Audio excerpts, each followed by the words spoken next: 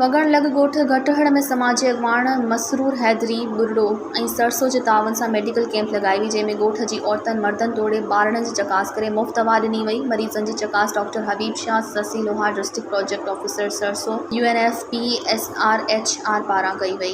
ॿिए पासे औरतुनि जे लाइ डॉक्टर शहज़ादी नूनारी चकास कई। ॻोठ जे समाजी अॻवाननि अज़मतुल्लाह बुर्डो, ज़ुहैब बुर्डो, सैयद फैज़ अली शाह पारां पंहिंजूं ज़िम्मेवारियूं सर अंजाम ॾिनियूं। ॿिए पासे मीडिया सां ॻाल्हाईंदे डॉक्टर हबीब शाह ॿुधायो त अहिड़ियूं मेडिकल कैंप ज़िले जे कुंडकोच में लॻाए मरीज़नि खे मुफ़्त इलाज ॾेई रहिया आहिनि। समाजी अॻवान मसरूर हैदरी बुर्डो ॿुधायो त मुसलसल असांजे ॻोठ में मलेरिया ऐं डायरिया जा केसिस वधी रहिया हुआ, जंहिं बाद साईं वारनि जी कोशिश सां अॼु असांजे ॻोठ में कैंप लॻाए 450 मरीज़नि खे मुफ़्त इलाज ऐं मलेरिया जी टेस्ट कई पई वञे।